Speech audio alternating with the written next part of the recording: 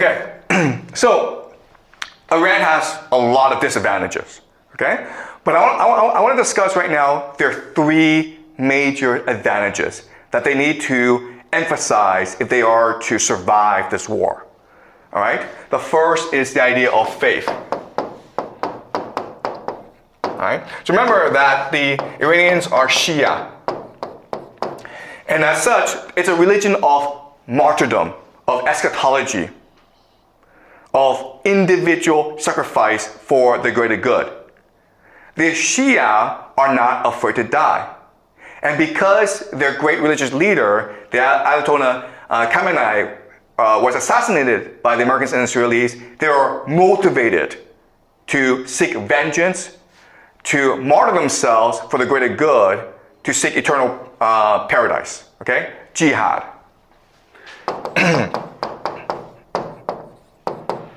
All right, that's the first major advantage.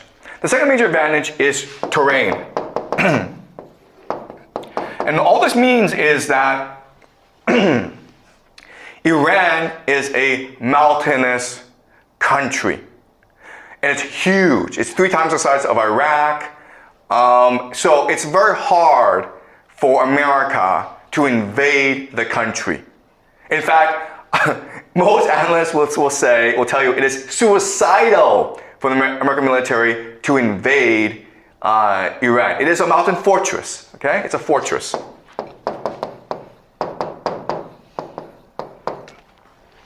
And the last issue is, the last advantage is nationalism. Okay? All right.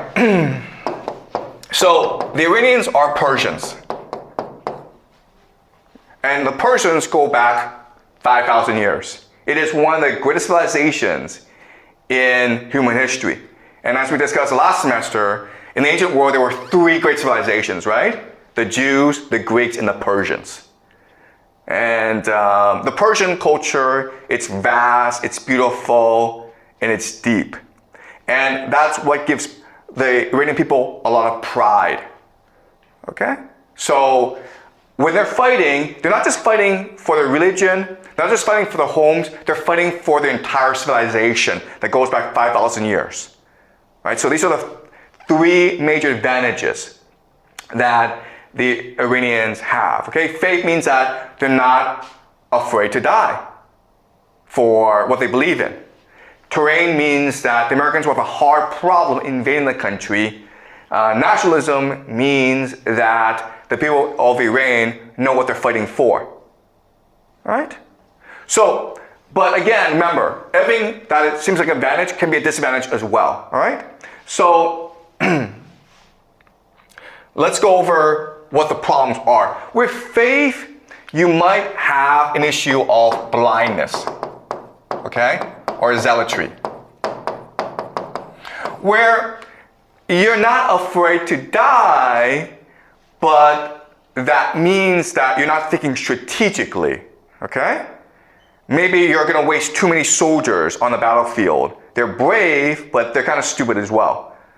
All right, so you might have an issue where Iran is not using the optimal strategy because their soldiers are not afraid of death.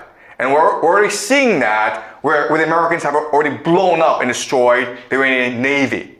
Now, anyone could have told you that the first thing the Americans would do is go destroy the Iranian Navy. So you should probably not use the Navy or hide the Navy or blow up the Navy yourself, okay? Because you want to avoid as many casualties as possible.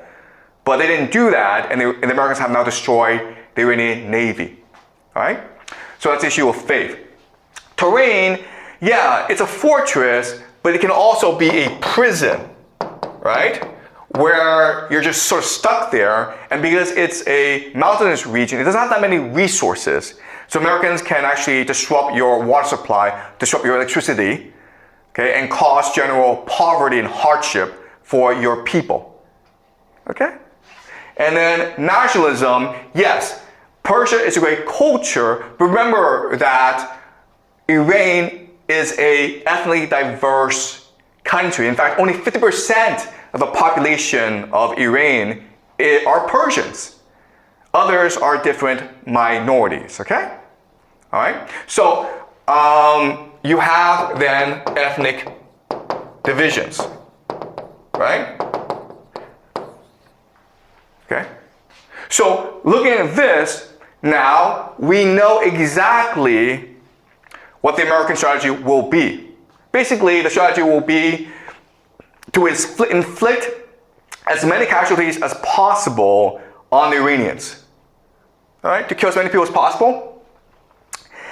Destroy the infrastructure of Iran so that the people don't have enough water, electricity, food to survive, okay? And the third, of course, is to create as much ethnic tension in the country as possible by arming and encouraging and bribing ethnic groups to rebel against the central government in Tehran, right? Okay? But again, what the law of asymmetry tells us is that the empire ultimately is not as flexible and open and dynamic as its enemy. Okay? The weaker person is going to engage in much more self-reflection, self-debate than the empire, okay? Because the empire will become arrogant. And so ultimately, Iran should triumph over America. And in fact, what's going to happen is that this strategy that America will use against the Iranians will lead to the Iranians becoming much more energetic, open, and cohesive. Okay? So let's look at the American strategy specifically.